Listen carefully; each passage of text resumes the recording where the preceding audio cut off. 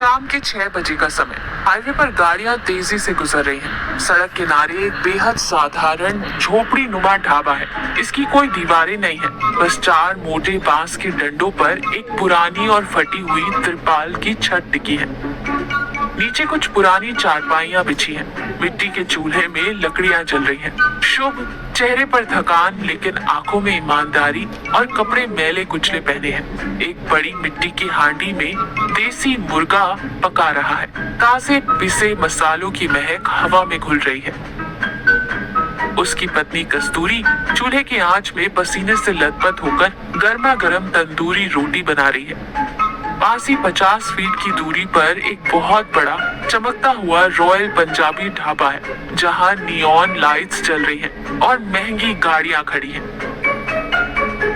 शंभू अपने हाथ से माथे का पसीना पोंछते हुए निराश होकर हांडी में देखते हुए कहता है, कस्तूरी, आज मुनीम जी से कर्जा लेकर ये देसी मुर्गा और मटन लाया हूँ। मसाले भी खुद कूट कर डाले हैं। महक तो बहुत अच्छी आ रही है, लेकिन सुबह से सिर्फ एक ट्रक ड्राइवर ही रुका है। अगर ये सारा गोश्त बच गया तो कल मुनीम जी का ब्याज कैसे चुकाएंगे? कस्तूरी तंदूरी रोटी को एक साफ पत्तल में रखते हुए, मन छोटा मत कीजिए जी, आपके हाथ की देसी मुर्गे के सालन का स्वाद क्या इस हाईवे के किसी 5 स्टार होटल में मिलेगा? जिसकी किस्मत में ये बेहतरीन खाना लिखा होगा वो पक्का यही आएगा। हम अपना काम पूरी ईमानदारी से करते रहेंगे। शंभू गहरी सांस लेते हुए कहता है, आजकल ईमानदारी से पेट नहीं भरता कस्तूरी।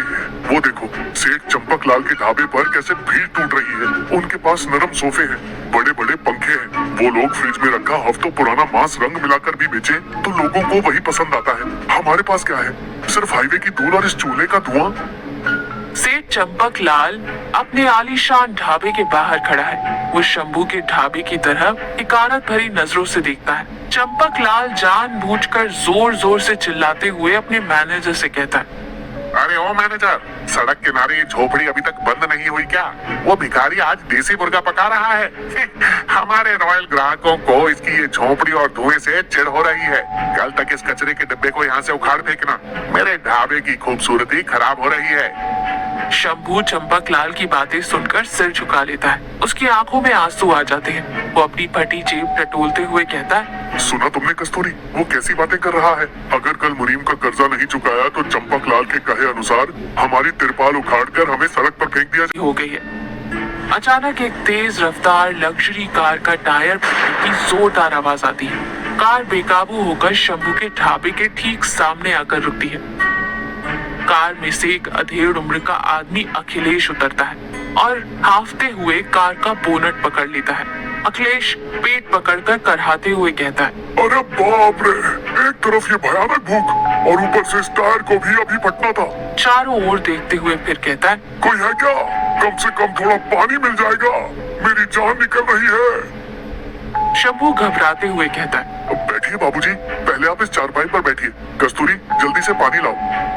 और तुरंत करछुल छोड़कर अखिलेश के पास दौड़ता है।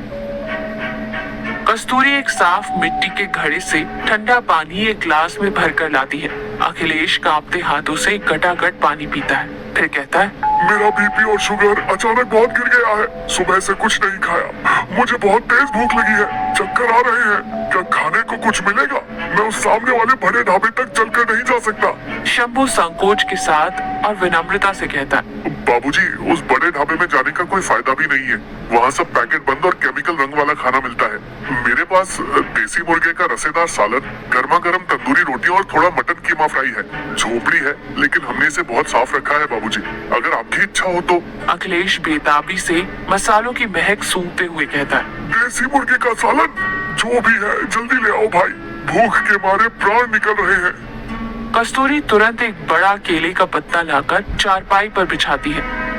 उस पर गर्मा गर्म तंदूरी रोटियां रखती है। शंभू एक साफ मिट्टी के कटोरे में हांडी से निकालकर भाप उड़ता हुआ देसी मुर्गे का सालन परोसता है। साथ में थोड़ा मटन फ्राई, कच्चे प्याज के टुकड़े और नींबू रखता है।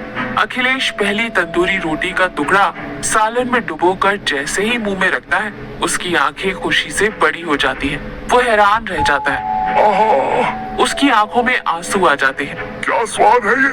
ये देसी मुर्गा, ये तंदूरी रोटी, ये तो बिल्कुल मेरी माँ के हाथों के गांव वाले स्वाद जैसा है भाई। असली मसाले और बिल्कुल शुद्ध। अखिलेश बिना कुछ और बोले बहुत ही तृप्ति और आनंद के साथ सारा खाना खा जाता है। अखिलेश हाथ धोकर गहरी संतुष्टि की सांस लेता है। तुमने आज सिर्फ मेरा पेट नहीं भरा भाई, मेरी जान बचाई है। मांस पकाने का ऐसा शुद्ध स्वाद शहर में कहीं नहीं मिलता। तुम्हारा नाम क्या है? शंभू हाथ जोड़कर विनम्रता से कहता है। मेरा नाम शंभू है बाबूजी। बस 2 वक्त की रोटी के लिए मेरी पत्नी और मैंने मिलकर ये छोटा सा इंतजाम किया है। अखिलेश अपना पर्स निकालते हुए कहता है। ये छोटा सा ढाबा नहीं है शंभू, ये साक्षात अन्नपूर्णा का मंदिर है।